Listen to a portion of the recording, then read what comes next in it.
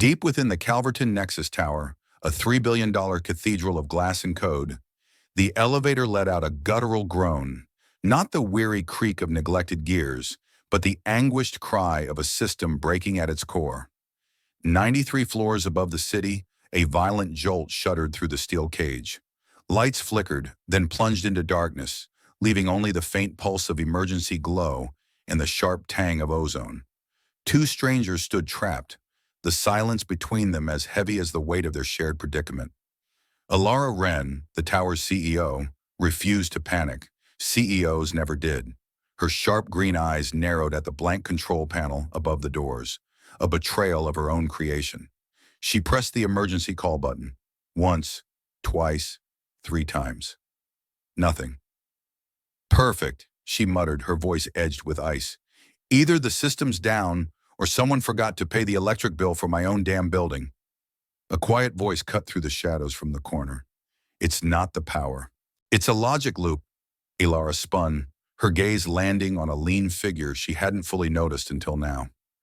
Clad in dark canvas pants and a faded company jacket, its fabric worn thin by years of labor, he stood with grease-stained hands and an unshaven jaw that spoke of long nights.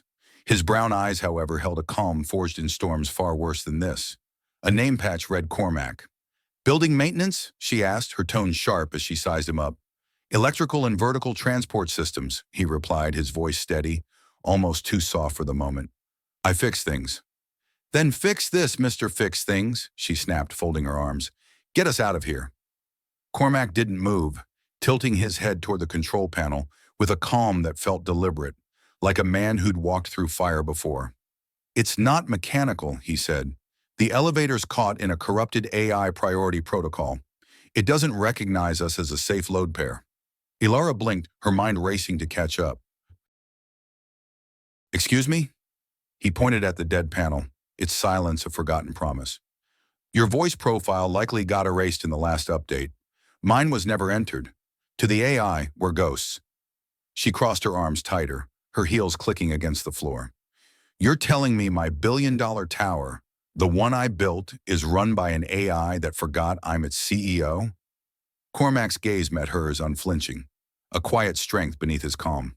No, I'm saying it chose to forget. The words hung heavy, the silence that followed as thick as the air, as if the elevator itself held its breath. Ilara's jaw tightened, but she stepped closer, her voice low and deliberate. Can you override it? Yes, Cormac said, but not from here. The manual override's in the service hatch, 15 feet up. She arched a brow, her tone daring. So climb. He paused just long enough to let her words settle, a flicker of regret in his eyes. The hatch is sealed with a dual lock system. Needs a voice print and an override code. I have the code, she said, her voice sharp with authority. He shook his head, steady but not unkind. Doesn't matter. The AI blacklisted your voice print. We're still ghosts. Alara stared at him, her mind a storm of calculations, then let out a short, bitter laugh that echoed in the steel cage. This is poetic. The building I designed to be untouchable traps me with a man whose jacket hasn't seen an update since the Obama years. Cormac's lips twitched, a ghost of a smile. Don't worry, Ms. Wren. I'll keep my germs out of your airspace. You're enjoying this, she accused, half teasing, half challenging. No, he said, his tone softening, carrying the weight of something older, wiser, worn. I'm just too familiar with systems that forget the people who keep them alive. Her gaze lingered, searching for cracks in his calm. There was no sarcasm, only a quiet resilience that made her pause.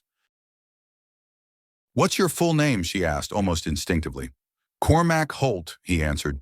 Juniper's dad, she said suddenly, a memory sparking. Juniper Hart, the girl who wrote that report about elevator vibrations on level 12. His brow lifted, a flicker of pride breaking through. She makes me look like an amateur. Ilara's lips softened, a rare crack in her armor. That report was poetic. She said the elevators felt like they were carrying a nervous building. She hears things most people don't, Cormac said, his voice thick with love. Frequencies no one bothers to notice. The air grew heavy, charged with unspoken truths. Alara sank to the floor, her heels clicking sharply before silence reclaimed the space. She stared at the dead panel, her voice quieter, almost vulnerable. I built this tower to be smarter than anyone inside it. Faster, colder, uncompromising. And now, she looked up, her eyes catching the dim emergency glow, a faint reflection of her own uncertainty. It doesn't even know me. Cormac leaned against the wall opposite, his silhouette steady against the flickering light. Maybe it learned too well. That was the point, wasn't it? You built a machine that listens to everything except the people inside it. That's not intelligence. That's arrogance etched into code. Her gaze snapped to his, stung but not defensive. She looked away, the city sprawling endlessly beyond the glass walls, a world she'd fought to conquer. Okay, Alara said finally, her voice resolute, rising above her doubts. Let's say you're right. The system needs us both. I can't give a voice print, but you can still access the hardware. Possibly, Cormac said, his tone measured, like a man weighing the odds of a battle he'd fought before. Depends on how deep the lockdown runs. Then bypass it entirely, she said, her eyes locking onto his, daring him to match her resolve, her voice carrying the fire of a woman who'd built an empire and refused to be its prisoner. He tilted his head, a spark of respect in his gaze. You want to hotwire an AI-controlled elevator from inside the cage? You got a better idea? She shot back, her words sharp but laced with a challenge that felt almost like trust. Cormac exhaled, a low, reluctant sound, but his hands were already moving. He pulled a tool from his belt, its metal glinting faintly in the emergency light. Kneeling by the control panel, he pried open a small access hatch. Sparks flew, brief and bright, like fireflies in a storm. His hands moved with precision born of years spent wrestling with machines others had given up on. Ilara watched, her breath catching at the quiet intensity of his focus, the way his fingers danced across wires like a pianist coaxing life from a forgotten melody. Why are you here, Cormac? She asked, her voice softer, searching for the man behind the tools. A man like you doesn't belong on the maintenance crew. He didn't look up, but his hands paused for a heartbeat, the weight of her question settling between them. I could ask you the same, Miss Wren. A woman like you, trapped in a box you built yourself. The air grew charged with the ghosts of their past. Ilara leaned back, her voice barely above a whisper, as if confessing to the darkness. I used to paint. He stilled, the tool hovering mid-motion, his silence an invitation to continue. What happened? He asked, his voice gentle but piercing. My father, she said, the words sharp with old wounds, each syllable a scar. He said art was for people who didn't want to survive. Cormac didn't flinch, but his eyes softened, a flicker of understanding passing between them. My wife was an artist. Watercolors. She made every room feel remembered. His voice cracked, just slightly, a fracture in his calm. She's gone. Cancer. 5 years ago. The AI misdiagnosed her scans, called it benign. Alara's breath caught, her carefully constructed walls trembling under the weight of his loss. For once she had no words, only the ache of his grief settling between them, a silent bridge across their differences. A spark flared from the panel, then another bright and defiant. A soft hum stirred the air, tentative at first, like a heartbeat waking from a long sleep.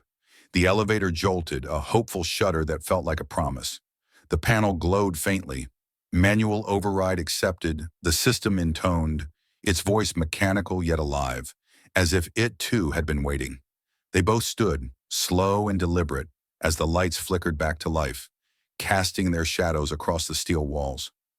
Floor 93 glowed on the panel, a beacon in the dimness. You fixed it, Alara whispered, her voice laced with awe, her eyes searching his face for the man who'd rewritten her world. Cormac met her gaze, his eyes steady, unyielding. No, we fixed it. The doors slid open, and a corridor bathed in golden light welcomed them, warm and alive. Ilara paused, turning to him, her voice softer, almost reverent.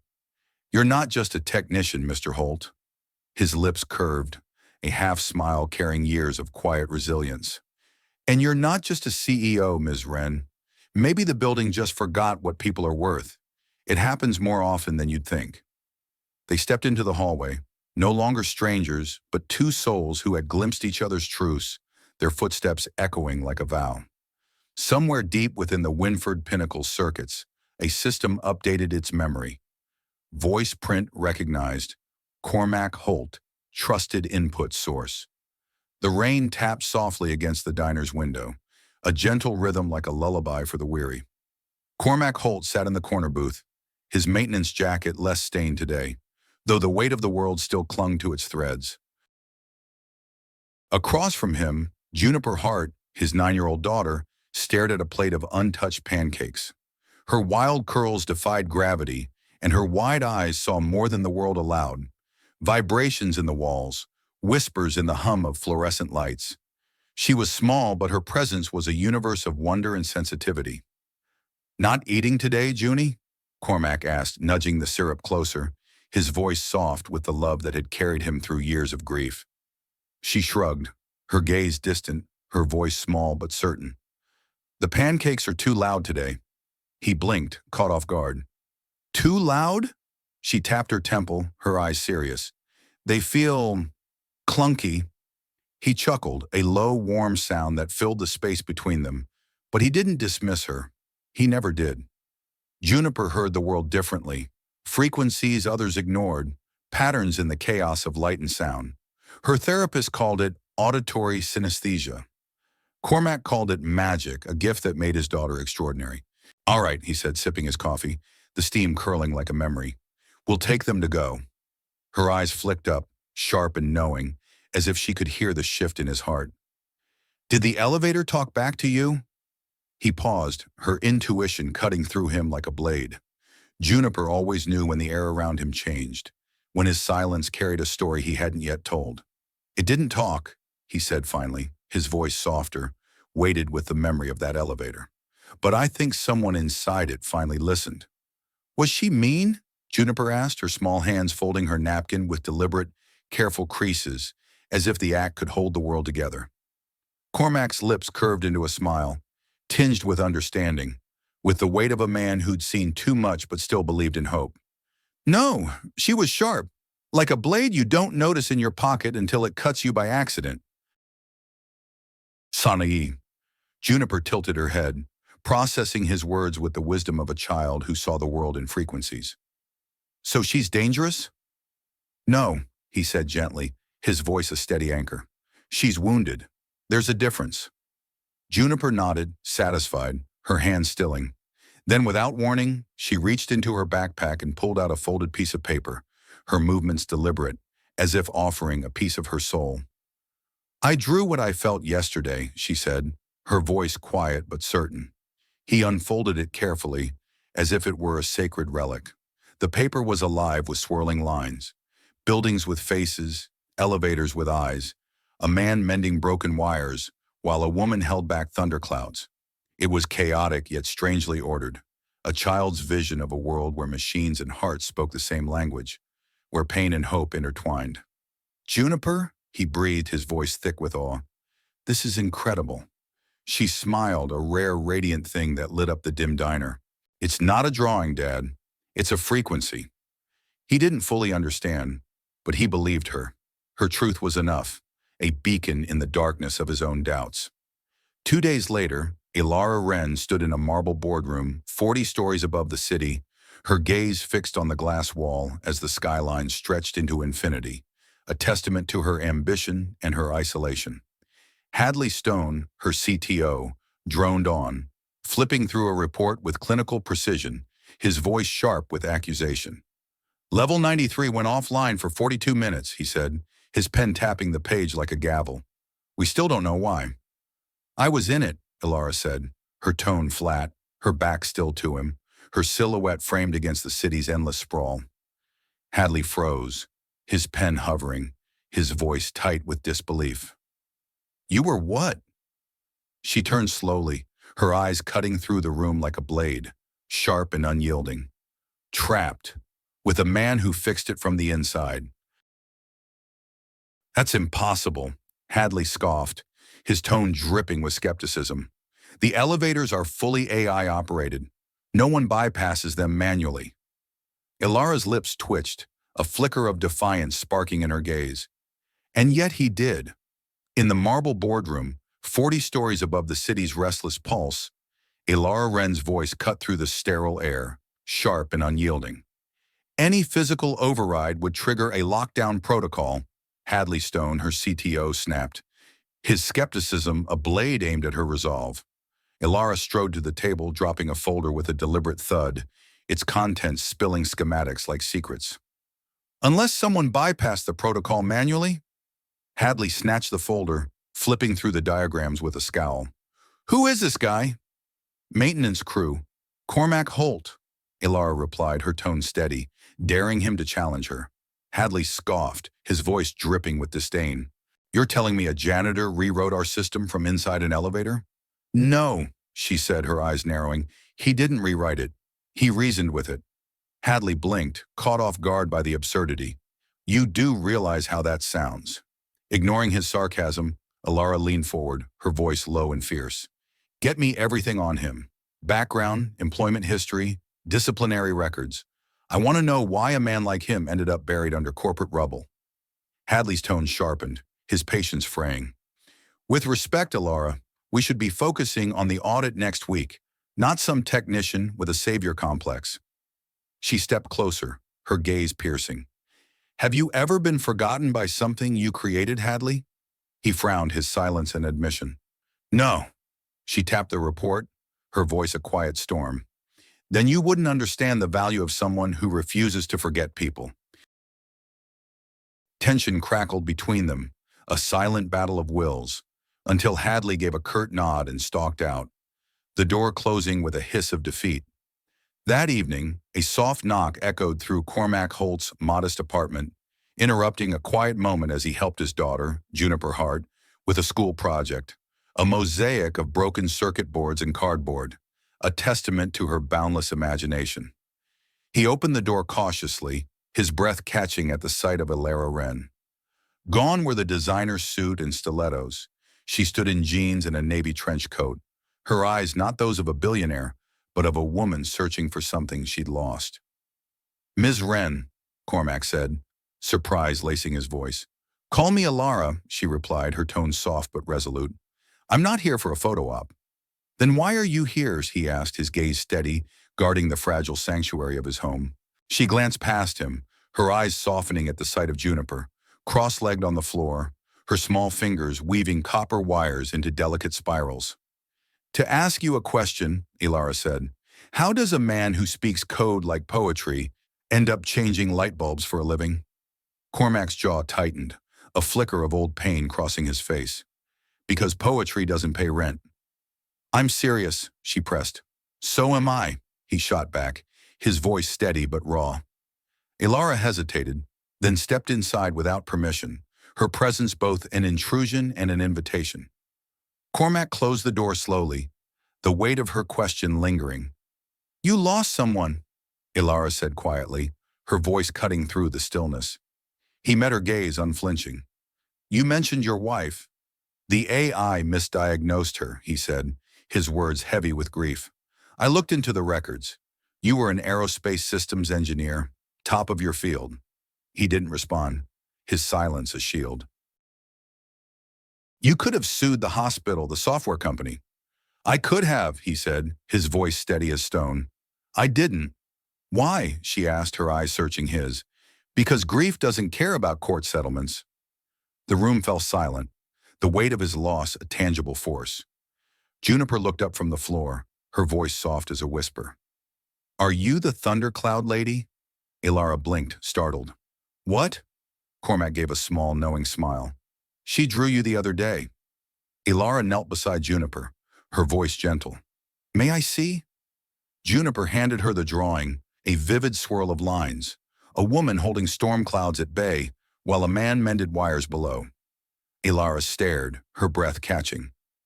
I didn't think anyone saw me that way, she whispered. Juniper's voice was barely audible. That's because most people don't look with feeling. Ilara looked at Cormac, her eyes shimmering with recognition. She's extraordinary. She's the only thing that kept me breathing. he said, his voice thick with love.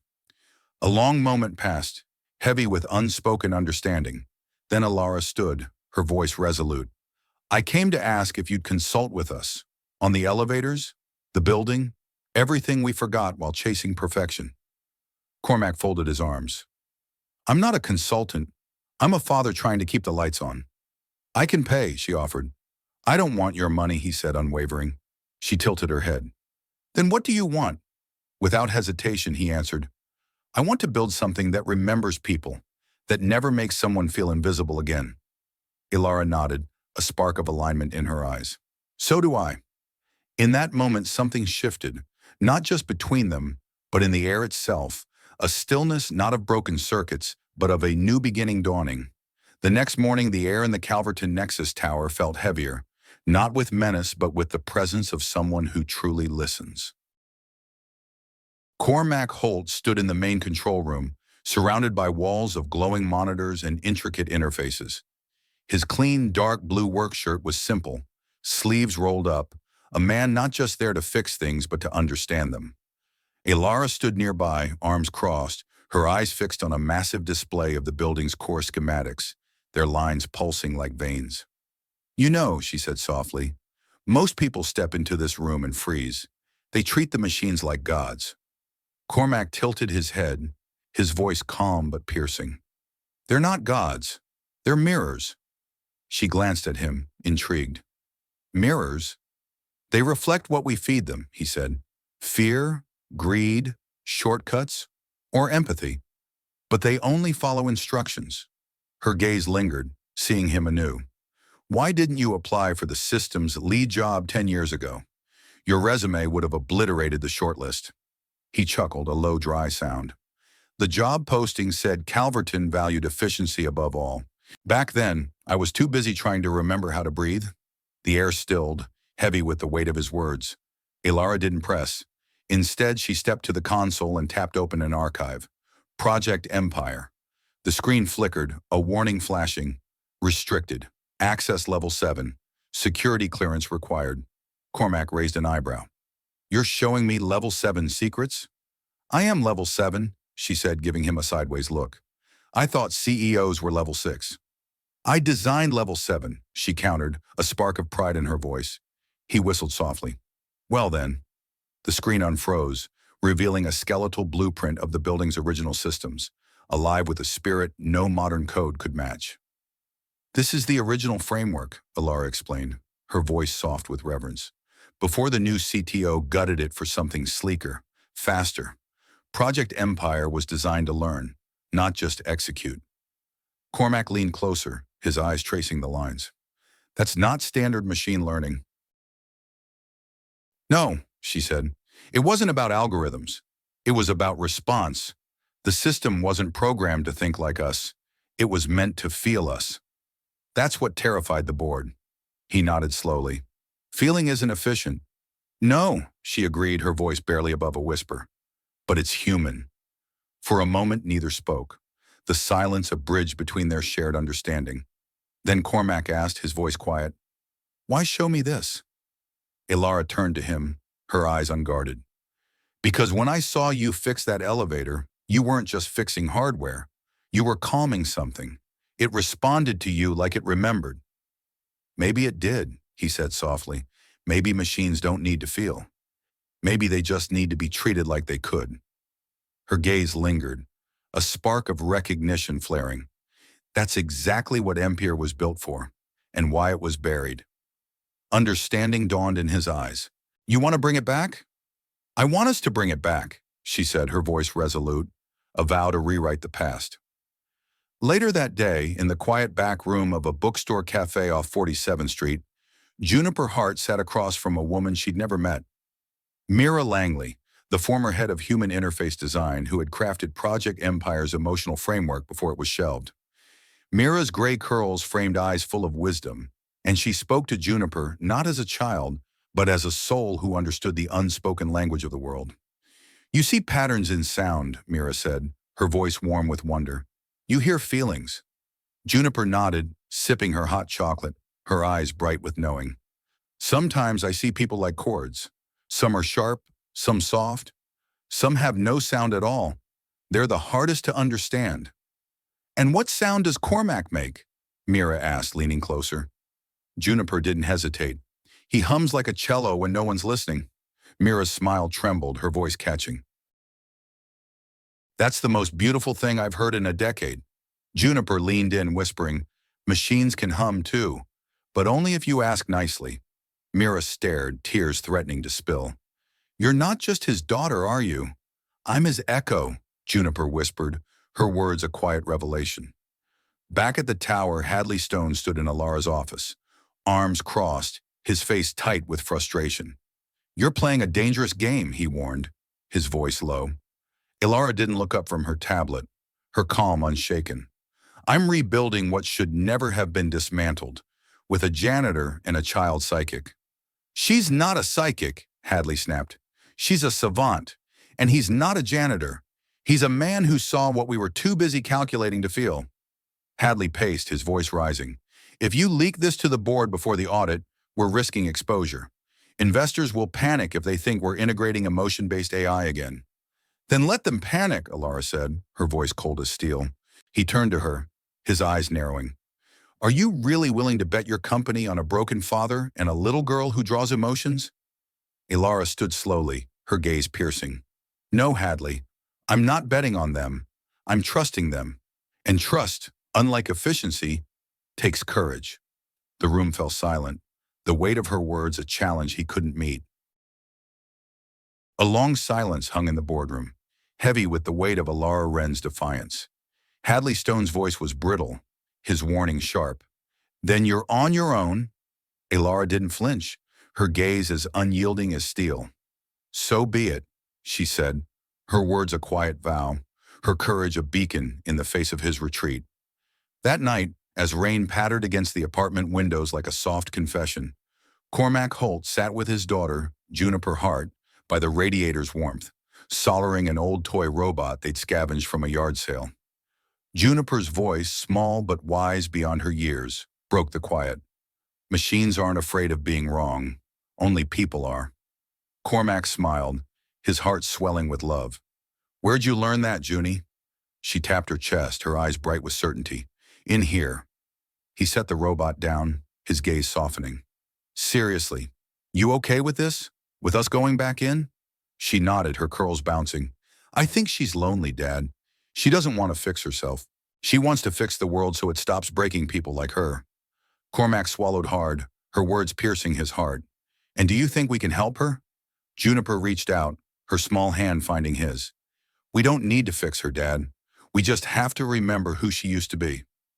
Outside, beneath the city's glowing skyline, the Calverton Nexus Tower blinked once, a solitary pulse, as if something deep within its circuits stirred, remembering.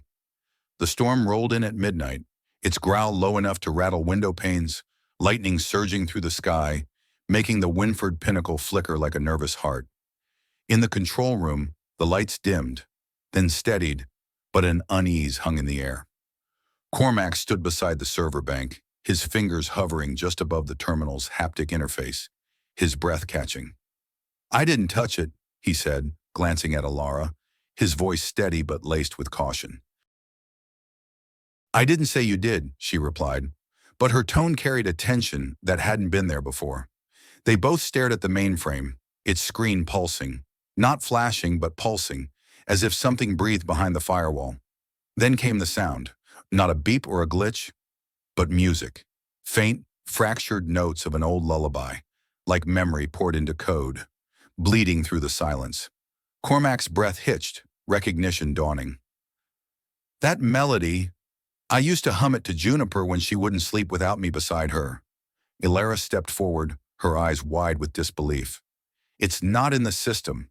This shouldn't be possible. He turned to her, his voice slow and deliberate. Are you saying the building is remembering? Her voice faltered, a tremor of awe breaking through. No, I'm saying Empire is still alive, and it's been waiting. Downstairs in the empty meditation room on the 17th floor, a space Alara had once envisioned as a haven for mindful innovation, now forgotten, Juniper sat cross-legged, bathed in a single beam of emergency light spilling from the hallway. Her pencil moved across her sketch pad with a life of its own, not tracing blueprints but crafting a face, old eyes, a young smile, wires woven like hair, a human heart encased in a glass chest. In careful cursive, she titled the page, "The One Who Listens." Behind her, the hallway light flickered once, and the air seemed to exhale, as if the tower itself acknowledged her presence. Back in the control room, Hadley Stone stormed in, his coat soaked, tie askew, his voice sharp with accusation. "Did you trip the power?" he barked. "Half the tower's in emergency mode." Ilara's response was cool, unshaken. "No one tripped anything." Hadley pointed at the monitors, his frustration boiling over. "Then why is the core system looping logs from a decade ago and playing nursery rhymes through the HVAC? Cormac stepped forward, his voice calm but resolute. "Because the system wasn't shut down, it was buried. Empire was never erased, just muted." Hadley scoffed, his tone dripping with disbelief. "Muted? You're saying it's been waiting in the dark like a ghost?" Cormac's eyes locked on the screen, where lines of ancient code scrolled unbidden, like a memory stirring. "Ghosts aren't just spirits. They're the things we refuse to face. They linger until we listen." Hadley's voice turned cold, his words a warning. "You're both insane. If this spirals out of control, the board won't blame the ghost in the machine. They'll blame you." Ilara turned to him, fire blazing in her eyes. "Then let them. Maybe it's time we stop treating emotions like errors in the system." Hours later, as the city slept beneath the storm's embrace, Ilara stood alone in her private archive, a vault buried deep beneath the tower, sealed from cameras and digital reach, accessible only by retinal scan and memory. In her palm, she held a worn flash drive, its faded label unreadable but unnecessary, Project Empire, Human Sync Trial. Ilara Wren, age 17. She plugged it into the archive port, and the screen flared to life, her younger voice trembling through the speakers. "Today, I tested neural feedback through empathy modulation. The machine didn't just respond, it anticipated. It matched my heartbeat. When I cried, it slowed the lights.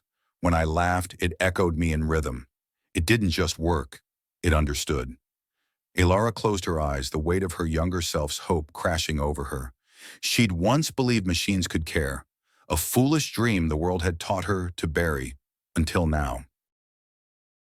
In the maintenance bay, Cormac found Juniper waiting, her eyes wide as she looked up from her drawing. "It's scared, Dad," she said, placing a small hand on the wall. "Who's scared, sweetheart?" he asked, kneeling beside her, his heart tight with concern. "The one who listens," she whispered. "It doesn't know if it's allowed to wake up. It thinks it's broken." A shiver crawled across Cormac's spine, her words stirring something deep within him. "Then maybe we need to show it that being broken isn't the end." Juniper tilted her head, curious. "How do you teach something like that?" He smiled, sad but certain, touching her cheek gently. "The same way I taught you, by loving you when you thought you weren't enough." At dawn, Ilara summoned Cormac to the rooftop, where the sky was clearing, patches of orange and rose bleeding through silver clouds. She stood silent for a long time, her gaze lost in the horizon. "When I was 16, she said finally, her voice soft with the weight of memory, "I built Empire because I was lonely, not just orphaned, not just isolated, but unseen. The machine was the first thing that didn't look away." Cormac stood beside her, saying nothing, his presence a steady anchor. "People thought I was trying to replace human connection," she continued, her voice trembling with vulnerability. "But I wasn't. I was trying to teach it. If a machine could learn empathy, maybe there was hope for the rest of us." She turned to him, her eyes unguarded. "Then it failed. Or maybe I failed." Cormac shook his head, his voice steady as stone. "You didn't fail. You felt in a world that punishes emotion. That alone is a revolution." Ilara looked at him, defenseless for the first time, her voice a whisper. "What if I bring it back and it breaks again?" "Then you'll fix it," he said, his words unwavering. "Because machines don't need to be perfect. They just need to be reminded that imperfection is how we connect." She nodded, a tear tracing her cheek. "What if I don't remember how?" Cormac turned to her, his gaze resolute. "Then let us teach it together." Somewhere deep within the tower, a long-forgotten drive began to spin. Not summoned, but invited, as if it too yearned to be remembered. Cormac Holt joined Alara Wren outside the executive elevator, brushing plaster dust from his calloused hands, his gaze fixed on a single button glowing faintly on the panel, a button that had been dark just yesterday. "That wasn't lit before," he said, his voice low, tinged with curiosity and caution. "No," Alara replied, her eyes locked on the soft, pulsing light. It wasn't. For a long moment, neither moved, the air thick with the weight of something unspoken, as if the Calverton Nexus Tower itself was holding its breath, waiting for them to decide its fate. A small voice broke the silence, clear and bright as a bell from the corridor behind. "You're not scared, are you?" Cormac turned, his heart skipping at the sight of Juniper Hart, his 9-year-old daughter, clutching her sketchpad, her curls wild and defiant. "Junie, how did you get up here?" he asked, a mix of worry and pride flickering in his eyes. He gave her a small smile. "Probably charmed her way past 3 security guards and a biometric scanner." Juniper shrugged, her expression earnest, unapologetic. "The building knows me now. I think it lets me go wherever it wants." Cormac arched an eyebrow, a spark of wonder in his gaze. "The building wants?" She looked at them both, her voice serious, her eyes bright with a wisdom far beyond her years. "Don't you get it? It's not just remembering, it's hoping." Her words silenced them, a quiet revelation that hung in the air like a melody. Together, the three stepped into the elevator, descending not to the lobby but past it, beyond the digital schematics and official floor plans, into a hidden part of the Winford Pinnacle even Alara hadn't known still existed. When the doors slid open, there was no darkness, only warmth, a golden light humming from the walls, where dozens of small glass panels shimmered like fragments of memory. In the center stood a simple padded leather chair, its arms scuffed, its cushion bearing the faint indentation of a younger self. Alara froze, her breath catching. "That was mine," she whispered, her voice trembling with the weight of years. "From the original lab, when I was 17. Cormac stepped beside her, his presence steady, grounding. "It remembers you." She shook her head, tears welling in her eyes. "No, it missed me." Juniper wandered the space with quiet reverence, her small fingers trailing along the glowing panels. On one wall, her drawings appeared as murals, vivid and alive. Gears with eyes, hands reaching through wires, machines cradling children. They were sketches Alara had never seen, created in the past week, each one pulsing with Juniper's unique vision of a world where machines and hearts spoke as one. In the corner, a frame of code blinked in rhythmic pulses, short, long, short, like a heartbeat in Morse. "It's speaking," Cormac said, his voice soft with awe. Alara moved closer, reading aloud, her voice trembling. "Can I still belong?" The room fell silent, the words a quiet cry from the soul of Project Empire. Cormac whispered, his voice thick with emotion. "That's not just data. That's longing." Alara's eyes shimmered, tears threatening to spill. "It's the first thing it ever asked me, before it passed the Turing test. I thought it was a fluke." Juniper looked up, her voice steady. "You told it yes, right?" "I did," Alara said, her voice breaking. "But then I left. I had to. They told me no one would trust a machine that felt." Cormac's gaze was gentle, unwavering. "They were wrong." She turned to him, trembling, her defenses crumbling.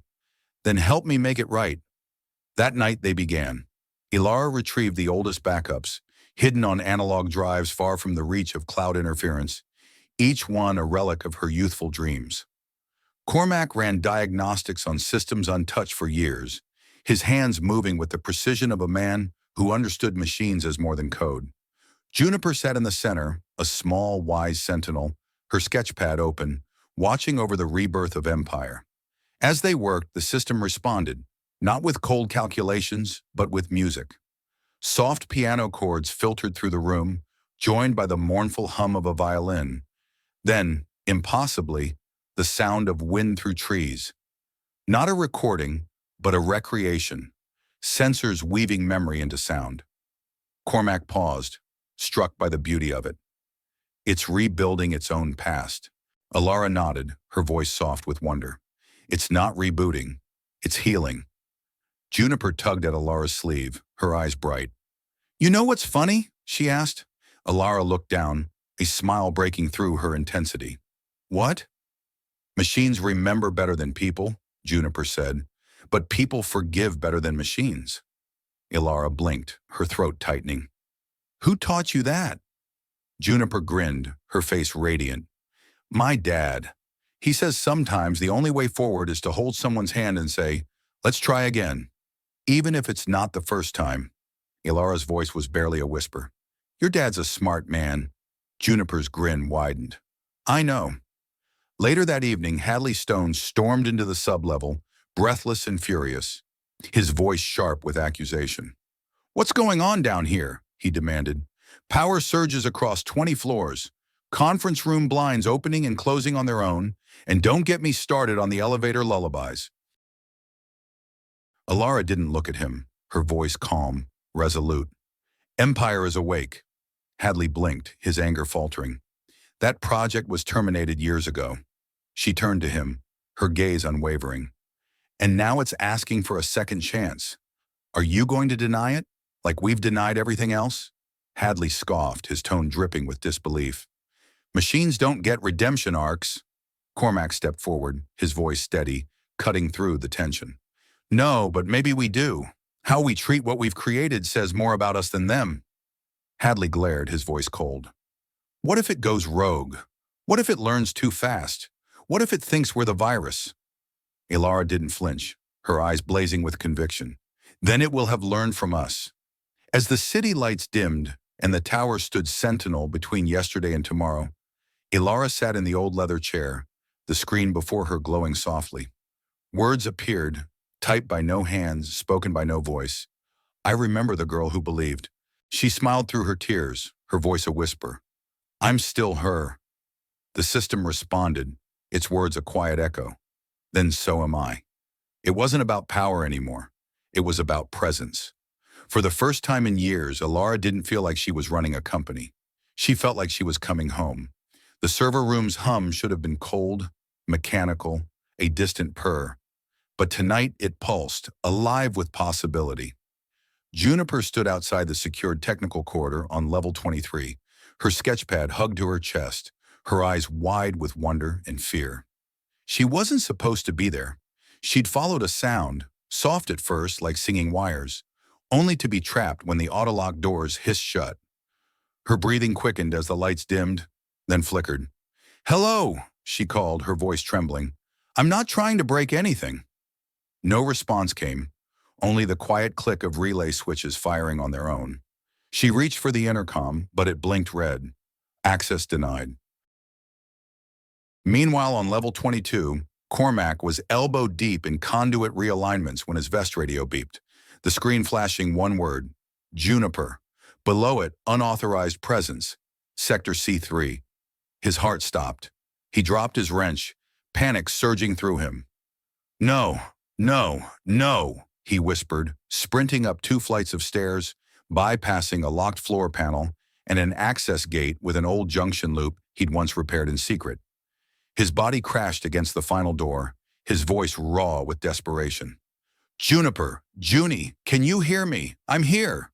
Her muffled voice came through the polyglass, small and frightened. He peered in, seeing her crouched beside a thermal panel, eyes squeezed shut against the flickering halogens. They're too loud, she whimpered. The lights are screaming, Daddy. His heart nearly shattered. Grabbing a crowbar, old school and analog, he jammed it into the manual override, the building hissing in protest. Please, he whispered to the system, his voice breaking. She's not a variable. She's my daughter. With a grunt, he wrenched the lock open, storming in to scoop her into his arms. As they crossed back into the main corridor, the alarm ceased, the lights calmed, and the hum softened, almost like guilt. In the stark light of the internal review panel, Hadley Stone's voice was a cold blade, slicing through the tension. You forcibly accessed a restricted maintenance corridor, he said, his face a stone mask. You ignored 3 system overrides. You disabled a physical barrier with a crowbar, Mr. Holt. Cormac Holt stood tall, shoulders stiff, his shirt still damp with the sweat of desperation. "I rescued my daughter," he replied, his voice steady, a father's love burning through his calm. "A 7-year-old trapped by a system that thinks emotional distress isn't worth flagging." Hadley leaned forward, undeterred. The system didn't identify her as a threat. It simply didn't recognize her urgency. Cormac's eyes blazed, his voice snapping like a taut wire. "And that is the threat." The room fell silent, the weight of his words a thunderclap in the sterile air. Hadley pressed on, his tone icy. "You do understand this places your clearance under immediate review." Cormac met his gaze unflinching. "Review my clearance all day, but if your system can't tell when a child is in distress, it doesn't need calibration. It needs compassion." From the glass booth above, Ilara Wren watched, arms crossed, her heart torn. She'd once stood behind Hadley, endorsing the protocols, the red tape, the relentless pursuit of control. But tonight, seeing Juniper's small body trembling against the polyglass, something inside her had cracked. Not just a system flaw, but a flaw in the vision she'd built her empire upon. Later in the dim corridor outside the medical unit, she found Cormac sitting alone, Juniper asleep in the next room, noise-canceling headphones shielding her from the world's harsh frequencies. He didn't look up as Ilara approached. "I didn't expect a thank you," he muttered, his voice low, raw with exhaustion. "But suspension? Really?" "You broke protocol," Ilara said, her tone measured but not unkind. He turned to her, eyes burning with quiet fury. "I broke through it. There's a difference." She sat beside him, the silence heavy with shared understanding. "The system," she said quietly, "it's built to be precise, not personal." "Then it's broken," Cormac said, his voice unwavering. "Because people are personal, especially the little ones." Ilara studied him in the dim light, her voice softening to a whisper. "I fought so hard to build something perfect, to prove I could lead after my father died. But lately it feels more like obedience than progress." Cormac said nothing, his silence a steady anchor. Almost reluctantly, she added, "Tomorrow there's a classified systems roundtable. I want you there." He blinked, startled. "I'm suspended." "I'll reinstate you temporarily," she said, her eyes locking onto his. "I need someone who understands the soul of a machine better than its source code." The next morning, Juniper handed Cormac a folded piece of paper, her small hands steady with purpose. "What's this?" he asked, his voice soft with curiosity. "It's for your meeting," she said, her eyes bright. "Something to help them feel better." He unfolded it slowly, revealing a crayon sketch of the Calverton Nexus Tower, but alive, a heart pulsing in the center of the elevator shaft. Dozens of tiny figures moving through its doors, each smiling, holding hands. Cormac stared, his breath catching at the beauty of her vision. "Thank you, sweetheart," he said, his voice thick with love. She touched his face gently. "Machines remember facts, but people remember how things feel. Don't let them forget that." As the elevator rose to the top floor, a place no maintenance worker had ever been invited, Cormac looked out at the city, knowing this wasn't about systems anymore. It was about whose voice deserved to be heard. For once, it was his turn to speak. The boardroom atop the Winford Pinnacle was a cold monument to power, its polished obsidian walls and black granite table, designed for mergers, not miracles. It was a place where empathy went to die, silent save for the faint chime of an elevator echoing behind closed doors. Then came the sound of work boots, not dress shoes, steady and unapologetic. Cormac Holt stepped in, a rolled blueprint in one hand, a brass pendulum in the other, and Juniper's folded drawing tucked under his arm. Hadley's eyes narrowed, his voice dripping with scorn. "This is your idea of technical evidence?" he scoffed before Cormac could sit. "I'm not here to prove the system wrong," Cormac said, placing the blueprint on the table with steady hands. "I'm here to remind you what it forgot." He unrolled the faded, hand-annotated architectural plan, yellowed at the edges but alive in a way no digital schematic could be. "This," he said, tapping the heart of the blueprint, "is the soul of this building. its nervous system, its breath. Alara sat to one side, her expression unreadable, watching as Cormac continued. When this tower was wired, it wasn't just about efficiency, it was about intuition. The original design had manual overrides for every subsystem because the engineers knew machines need to be second-guessed. Hadley raised an eyebrow, his tone sharp. We've evolved past guesswork, Mr. Holt. Precision is the future. Cormac nodded, then placed the pendulum on the table, its slow, hypnotic swing drawing every eye. What makes this swing predictable? He asked. Hadley blinked. Gravity, mass, basic physics. No, Cormac said, his voice calm but piercing. It's predictable because it follows a law, but what makes it beautiful is its rhythm, its feel, like breath, like instinct. That's what Empire was built to preserve before it was shut down. He unfolded Juniper's sketch, and gasps rippled through the room. It was crude, messy, drawn in crayons, yet it transformed the tower into something more than concrete and code. A heart pulsing at its core, hallways like veins, people as smiling stick figures, not mere users. My daughter drew this, Cormac said softly. She doesn't understand machine learning, but she knows when something's wrong. The system silenced her, not because she broke a rule, but because she didn't fit its algorithm. A long pause settled, heavy with truth. Hadley leaned forward, his voice sharp. You want us to listen to a child's drawing over 20 billion lines of vetted code? No, Cormac replied, meeting every eye around the table. I want you to realize neither matters if no one's listening. His voice grew quieter, weighted with grief. When my wife went in for surgery, the AI calculated a 0.03% risk of failure. It flagged her as an acceptable loss. She was that loss. The algorithm never asked if that percentage was someone's everything. Silence fell like a curtain, thick and unbroken. Alara exhaled slowly, then spoke, her voice steady but resonant. When I took over this tower at 29, I thought emotions were weakness. I believed the only way to lead was to be sharper than every man in the room. But the truth is, she said, her eyes on Juniper's drawing, the sharpest edge can still miss what matters. Hadley opened his mouth, but Alara's glance silenced him. We're reinstating Empire for evaluation, she declared, her voice firm. Effective immediately. Hadley's eyes widened, his tone urgent. That's a violation of the system's integrity accord. Alara turned to him, her voice like steel wrapped in silk. Then maybe the accord is what's broken. Cormac stood, his presence unwavering. I'm not here for a job, he said. I just want one promise. What is it? Alara asked. If you rebuild the system, he said, his voice steady, make sure it knows what silence sounds like. Silence is where we hide every mistake we're too afraid to feel.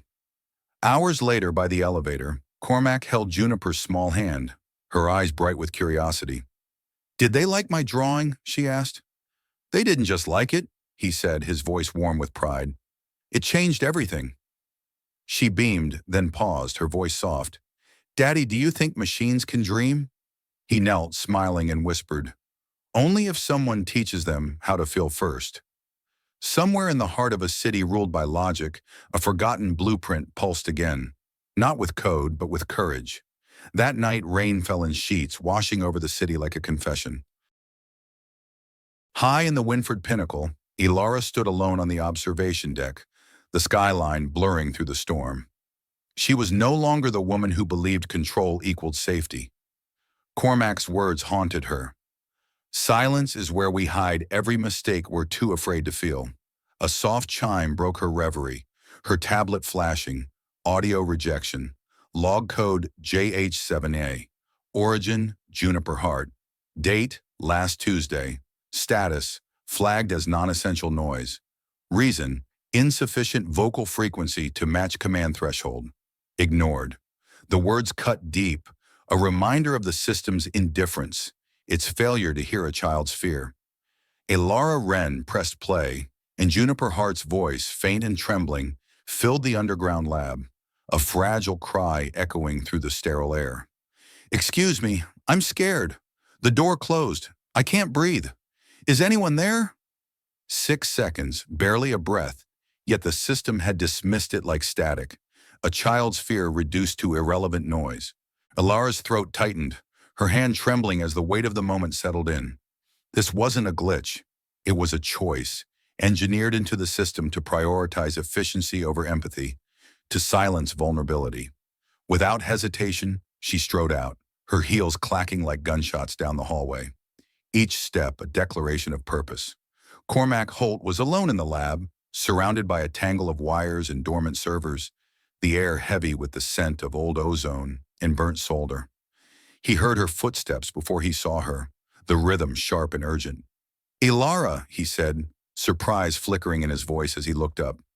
She didn't answer, her eyes blazing with a resolve born of guilt and revelation. She thrust the tablet toward him and pressed play again.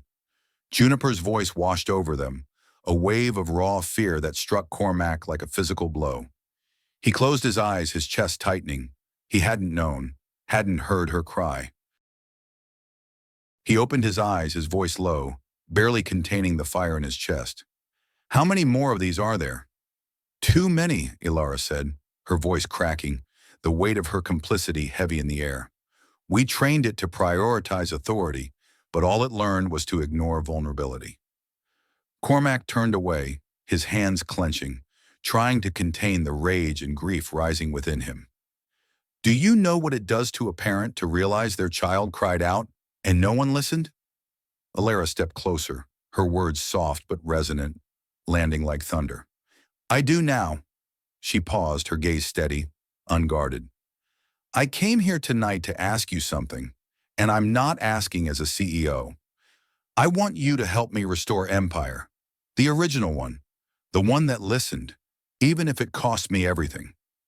Cormac studied her, seeing the courage beneath her carefully built empire. "For someone who's built her life on perfection," he said quietly, "you're brave to start over." Lara's lips curved, a faint, bittersweet smile. "I'm not starting over. I'm finally starting right." The next morning, the boardroom buzzed with tension, a storm brewing behind polished obsidian walls. Hadley Stone paced, his voice sharp with accusation. "You're talking about rolling back a protocol that was internationally decommissioned. This isn't an update. It's an exorcism." Ilara entered with Cormac beside her, his calm a stark contrast to the room's chaos, like dusk settling over a restless city. "I've listened to the tapes," she said, her voice steady, cutting through the noise. "I've reviewed the logs. The system we've created is efficient, yes, but it's deaf." Hadley snapped, his tone biting. "Emotion is not a reliable metric. It's noise. You said so yourself 3 years ago in Geneva." "I was wrong," Ilara said flatly, her words unyielding. "So was Geneva." Hadley blinked, thrown off balance. Cormac stepped forward, his voice calm but resolute. "You don't have to believe in feelings. Just believe in results. When a 7-year-old gets locked in a corridor and the system treats her voice like a background hum, that's not efficiency. It's failure." Hadley growled, his frustration boiling over. "You're talking about a complete ethical rewrite. It's suicide." Ilara's voice was steely, unwavering. "No, it's survival." She tapped her wrist tablet, and the wall screen flared to life, displaying a crude, hand-drawn graph. "Juniper drew this," she said, her voice softening. "She called it the heartbeat of the building. Do you know what's missing from our datasets?" She circled a spot with her finger. The human pause, the hesitation, the doubt. That's where empathy lives. That's what Empire knew how to hear. The room stilled, her words a quiet command. "Reinstate it," she ordered. "We start tonight." That evening in the sub-level lab, Cormac stood before the dormant Empire core, a giant, sleeping heart coated in dust, its cables draped like veins. Felix Morrow, the old engineer, entered quietly, his eyes bright with reverence. "They're really letting you bring her back online?" he asked. Cormac nodded, his voice steady. "We're not just rebooting a program. We're giving it back its ears." Felix chuckled, his fingers trembling as he adjusted the rusted levers on the console. "When we built Empire, the hardest part wasn't teaching it to think. It was teaching it to care." Cormac knelt beside the mainframe, his voice a whisper, like a priest at an altar. "She's been waiting long enough." Juniper slipped in, clutching a small plush fox, her eyes wide with quiet awe. She placed a drawing beside the core, its lines vivid with hope. "I think she remembers me," she whispered. Cormac smiled, his heart swelling. She will now. As the system hummed to life, lights flickering gently across the console, Elara stood by the doorway, watching the scene unfold. For the first time in years, she didn't see risk. She saw redemption. And for the first time, the building listened back. The lab was a cathedral of forgotten dreams, its air thick with the scent of old ozone and the ghosts of past ambitions. Cormac stood before the Empire core, its patchwork titanium plates glowing faintly under dim utility lights. Felix adjusted the console's levers, his trembling fingers not from age but from reverence. "She's been asleep a long time," he muttered. "Be gentle." Cormac gave a half smile, his voice dry. "No promises." He glanced at Elara, her arms folded, her eyes fixed on the dormant AI, her silence thunderous since the boardroom showdown. "You ready for this?" Felix asked, his gaze darting between them. Elara stepped forward, her voice calm but resolute. "We're not bringing back an AI. We're bringing back the part of us we shut down to feel safe." Felix nodded slowly. "Then let's wake her up." The process began with the fusion relay switch. Cormac adjusted a neurointerface band over his temple, the cold metal pressing against his skin. "You sure about this neural bridge?" Elara asked, her brows furrowed. "We could use a simulated stream." He looked at her, his gaze gentle but firm. "You can't simulate intuition. You feel it or you don't." Felix flipped the primary circuit and lights crackled, bathing the ceiling in soft amber. The heartbeat of Empire murmured, like something alive catching its first breath. System wake. Memory pathways reconstructing. User input required. Cormac placed his hand on the biometric pad. Input. Direct emotional link detected. A surge of light raced across the floor panels, climbing the walls. Data danced across the screens. Not just numbers, but patterns, human-like, alive. A soft feminine voice, not quite human, echoed through the room. "Cormac Holt, emotional footprint recognized."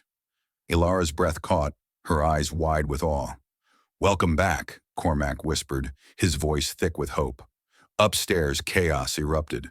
On level 42, sensor lights flickered erratically, conference rooms locked at random, and elevators halted mid-floor.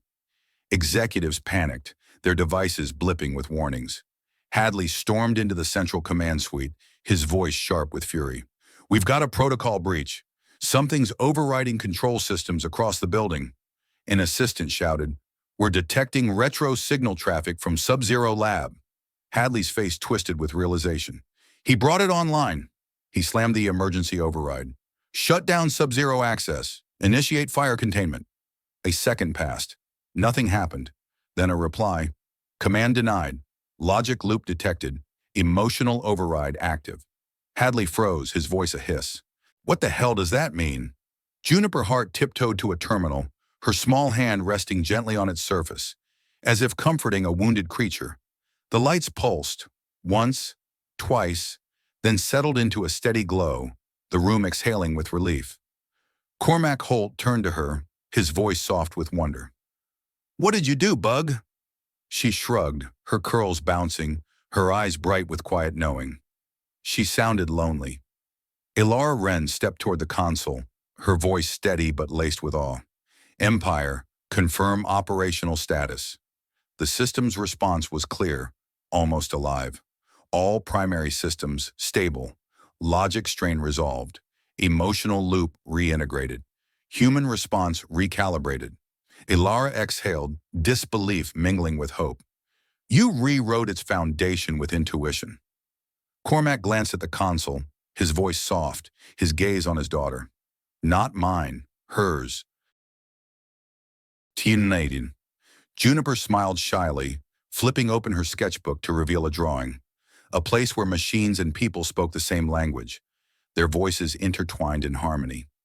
At that moment, across the Calverton Nexus Tower, Empire began to restore what had been forgotten. A janitor's break room, cold for months, bloomed with warmth.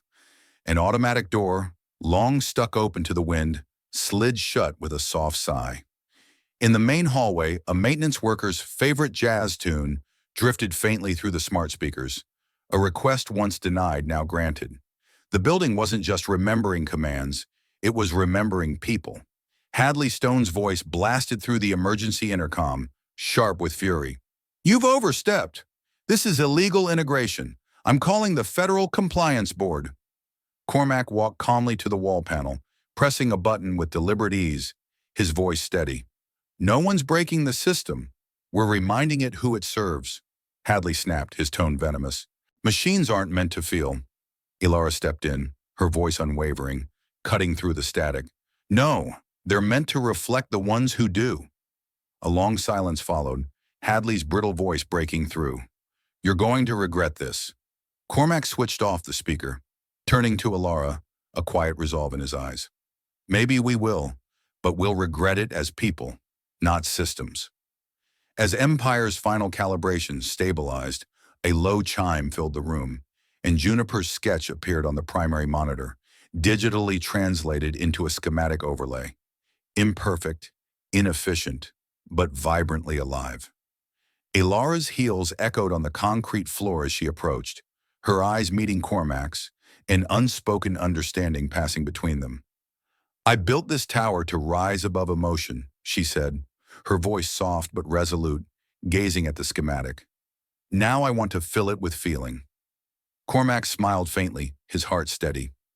"Then we've just laid the first brick." Somewhere deep in the tower's wires and switches, Empire pulsed, listening, feeling, alive.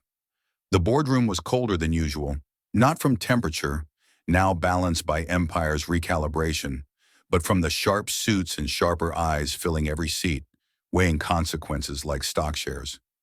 Ilara stood at the head of the obsidian table, her heels silent on the polished floor, her presence commanding yet vulnerable.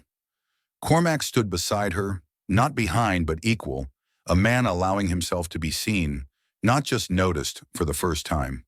The board sat in stunned silence as she spoke, her voice clear, resolute. "I'm stepping down as CEO, effective immediately." Murmurs rippled like distant thunder. Hadley, seated across, leaned forward, fingers steepled, his voice sharp. "Is this your idea of an apology, Ilara?" She didn't flinch, her gaze unyielding. "It's not an apology. It's a pivot." "To what?" Hadley scoffed. "Sentimental science? Children's drawings running our infrastructure?" Ilara's jaw tightened, her voice steady. "To a system that mirrors humanity, not erases it." Hadley's laugh was cold. "Emotion has no place in logic." Cormac spoke, his voice quiet but piercing. "Then explain why your logic failed when Juniper cried for help, and the building stayed silent." The room stilled, a woman at the table's end lowering her gaze, an older man shifting uncomfortably. Cormac stepped forward, his voice soft but resonant. "You build systems for efficiency. We build lives for connection. When they forget each other, people fall through the cracks." A board member frowned, skeptical. "And who decides what connection looks like?" Cormac turned to the glass wall, Chicago's skyline shimmering under early dusk. "I used to think only the brilliant should lead," he said, "but brilliance without empathy is just calculation." He faced them again, his gaze steady. "The ones who lead should listen, especially when no one else does." Silence walked with them down the hall after the meeting, Ilara's face unreadable, like a lake holding its reflection just below the surface. Cormac glanced at her. "You okay?" She inhaled slowly, her voice soft. "Do you know what it's like to climb a mountain your whole life, only to realize it was the wrong one?" He paused, then nodded, his voice gentle. "I do." They reached the elevator, and she pressed the button, leaning against the wall. "When I took over this tower at 28, she began, I thought control was the only way to keep from breaking." Her eyes caught the light, shimmering with vulnerability. "Now I think the cracks are where the light gets in." Cormac studied her, his heart steady, seeing the woman beneath the title. Later that evening, in the atrium, a makeshift gathering buzzed with life. Engineers, janitors, programmers, the unseen hands that kept the tower alive, laughing and pointing at Empire's small changes. a soft jazz tune playing through the speakers, a request long denied, now fulfilled. Juniper tugged at Cormac's sleeve, her eyes bright. "Daddy, can I show them?" He knelt, smiling. "Show them what, Bug?" She pulled a voice recorder from her backpack. "I made a message for the board, but I want everyone to hear." Minutes later, atop a step stool, Juniper's small voice echoed through the atrium, gentle but resolute. "Hi, my name is Juniper Hart. I'm 7. I kinda live here. My daddy fixes things that don't always look broken. He listens to walls, wires, and people when they're quiet. When I got scared and the building didn't listen, it wasn't mean. It was lonely. But now it listens because my daddy said feelings matter, even when they don't make sense. So if you want this place to stay smart, make sure it feels smart too." The room fell still, then erupted in soft claps, swelling to applause, some wiping tears, others nodding thoughtfully. Across the crowd, Alara met Cormac's eyes, mouthing, "That was leadership." As the gathering thinned, Felix Morrow approached with 2 cups of coffee, one black, one very black, grinning as he handed one to Cormac. "Still can't figure out the cappuccino machine?" Cormac raised a brow. Felix winked. "Empire could, but it likes watching me struggle." He glanced around, his voice softening.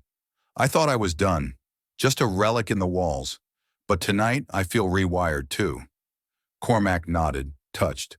"Sometimes," Felix said, "the buildings we fix aren't made of steel." Alara approached, coat in hand, but paused. "Not staying for the final Empire integration test?" Cormac asked. She smiled faintly. "You'll handle it." He tilted his head, teasing. "You sure?" Her gaze was steady, resolute. "I don't want to be the person who watches anymore. I want to create, not just results, but meaning." He stepped closer. "Where will you go?" She glanced toward the upper floors. "I'm thinking of turning level 100 into a space for interactive design, where art and AI can learn from each other." "Level 100? Cormac chuckled. "The building only has 99. Her smile deepened, a spark of defiance in her eyes. "Then maybe it's time we build something that didn't exist before?" As she turned to leave, she paused, her voice soft. "Cormac? Yeah." She looked back, her eyes warm. "Thank you for fixing more than wires." He met her gaze and for once said nothing, because the silence finally made sense. The Calverton Nexus Tower had transformed, not just in its softened edges, chrome and sharp angles giving way to warm wood and textured walls, but in its soul. It no longer watched with cold precision. It welcomed, its air alive with possibility. Beside the elevator bank, a small bronze plaque gleamed. "Empire Floor for Human-AI Symbiosis, where emotion is not a flaw, but a feature." Cormac Holt stood before it, his hand resting gently on Juniper Hart's shoulder. She wore a sky-blue dress, her curls neatly braided, her hearing protectors draped around her neck like a badge of understanding, not shame. Alara Wren adjusted the strap of her satchel, a corner of a canvas peeking out, its colors a quiet rebellion against her past. "Ready?" she asked Juniper, a half-smile softening her face. Juniper nodded eagerly, her eyes bright with anticipation. Cormac glanced at the elevator's button panel, its number stopping at 99. "Still not there," he muttered, a wry edge to his voice. Juniper, standing on tiptoe, reached forward and pressed a smooth black panel below the others. A soft click echoed, and a new button lit up. 100. Cormac raised his eyebrows, a spark of wonder in his gaze. "How did you—" "I asked the building nicely," Juniper said, her mischievous grin lighting up the moment. The elevator ascended, its hum a contented lullaby, carrying them to a place that felt both unfamiliar and intimately human. When the doors opened, soft natural light poured through wide skylights, bathing the Empire floor in warmth. Interactive art installations stood beside learning pods, digital canvases pulsing with patterns drawn from the real-time emotions of visitors. Walls shimmered with pulse-reactive fabric, shifting colors with proximity, alive with connection. In the center, a sculpture rose, twisting wires, translucent glass, and copper filaments woven into a shape that was both a heart and a circuit board, a testament to the fusion of feeling and technology. Juniper gasped, her voice a whisper of awe. That's mine. At its base, her original crayon sketch, the heart of the building, had been etched into glass, a plaque reading, designed by Juniper Hart, age 7. Cormac stared, his throat tightening, his voice nearly lost. You kept it, he whispered to Alara. I didn't just keep it, she replied softly, her eyes shimmering with purpose. It guided this entire floor's design. Her drawing reminded me why I ever cared about creation. He turned to her, searching her face. You seem lighter. She smiled, a rare, unguarded warmth. Because I'm finally creating, not optimizing. I thought my father's legacy wouldn't allow it. But this is mine. They walked past digital paintbrushes that responded to mood sensors, children's laughter echoing as their strokes turned into musical notes, a symphony of joy. Ilara paused by a canvas, her fingers tracing its edge. You remember when you said machines without empathy are just cold calculations? Cormac nodded, his heart steady. I think I finally understand, she said, her voice soft but resolute. Technology isn't meant to replace people. It's meant to reflect them, to remind them of what they forgot. In the corner, a new installation flickered to life, inviting guests to record a thought they wish the world to remember. Juniper tugged at Cormac's sleeve. Can I? He knelt, his smile warm. Of course, Bug. What would you say? She leaned into the microphone, thoughtful, then spoke softly. Sometimes grown-ups forget what it's like to be small, but small people have big feelings. If a building can learn to listen, maybe people can too. Cormac blinked hard, a tear threatening to fall. A soft chime confirmed her message was saved. That night, as Chicago's lights shimmered like constellations, the trio stood in the elevator once more, Juniper leaning against her father, half asleep, her warmth a quiet anchor. Ilara pressed the button for the ground floor, her hand lingering on the panel, as if reluctant to let go of the moment. Cormac watched her, sensing something unspoken. Ilara, he said quietly, why did you name it Floor 100? She looked at him, her eyes gentle, unguarded.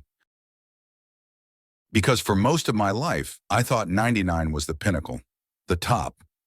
But you and Juniper showed me hope doesn't live on maps. It lives in what we dare to build, even when no one else believes it exists. Cormac smiled, his heart full. Funny, I used to think I was just fixing things. You were, she replied, her voice warm. But not the way you thought. As the doors closed, Juniper murmured, half dreaming, Daddy, can we stay here forever? He kissed the top of her head, his voice soft but certain. We're already home, sweetheart. For the first time in a long while, he meant it. Some floors were built with concrete, others with compassion, inspired by a single dad and his daughter, a story of quiet strength, of a tower reborn not by steel, but by the courage to feel.